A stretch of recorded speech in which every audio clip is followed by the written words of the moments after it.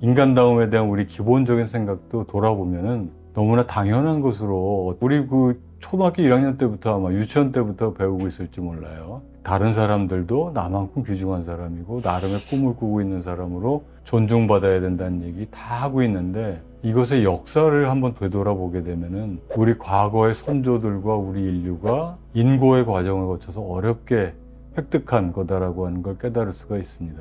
과거에 공감이란 능력 갖고 있던, 생물학적으로 갖고 있던 능력이 이후에 이성과 그 다음에 자율 이런 것과 결합이 돼 가지고 만들어진 과정을 보게 되면 우리가 당연한 것으로 생각하고 있는 인간다움에 대한 기본적인 우리 가치관이 당연한 것이 아니고 얼마만큼 오랜 역사를 거쳐서 인간들이 찾아낸, 만들어낸 유산이고 자산인가, 이런 거를 알 수 있게 되기 때문에 과거의 지성사를 살펴보지 않을 수가 없었던 겁니다. 그래서 같은 걸 보더라도 당연한 것으로 보는 것하고 역사 속에서 얼마나 귀중한 것인가를 보는 것은 같은 시각일 수가 없습니다.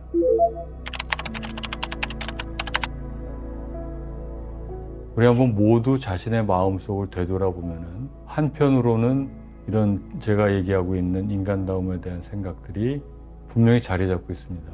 우리는 인간이지 짐승이 아니다. 짐승과는 다른 측면이 있다라고 하는 생각이 우리의 그 정신세계 속에 깊이 자리 잡고 있는데요. 다른 한편 되돌아보면 우리의 마음속에 인간은 동물에 불과해. 좀 더 도덕이라고 하는 장치 같은 걸 통해서 더 자기의 이익을 잘 추구하는 영리한 동물일 뿐이지 동물하고 근본적으로 다를 것도 없어. 오히려 인간이 짐승과 다르다는 생각이 오히려 이 세상을 더 어지럽게 만들고 있는 거 아니냐, 이런 생각들이 하고 있는 사람들이 있고요.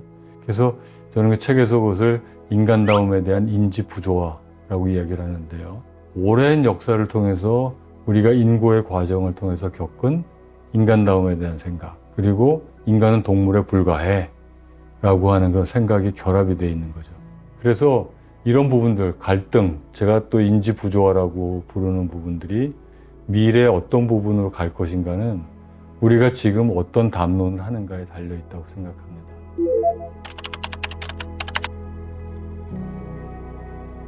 우리가 지금 어떻게 노력하느냐에 따라서 또 어떤 담론을 이어가고 어떤 대화를 하느냐에 따라서 달라질 수 있는 거라고 생각합니다. 다만 제가 책에서 강조했듯이 원하는 것은 무엇이냐 하면은, 세상의 흐름 속에서 지금까지 우리가 인고의 과정을 통해 가지고 만들어진 인간다움에 대한 생각이 그냥 세태에 흘러가서 아무런 반성과 담론과 성찰 없이 그냥 새로운 세계 속으로 이행하는 것은 그건 슬픈 일이라고 생각합니다. 그만큼 인고의 과정을 겪고 많은 희생을 치르고 만들어낸 개념이라면 이것을 보존할 것인가, 세상에 어떻게 최적화시킬 것인가, 이런 거에 대한 담론을 시작하자는 이야기죠. 그런 뜻이 바로 이 책을 쓴 중요한 계기 중에 하나입니다.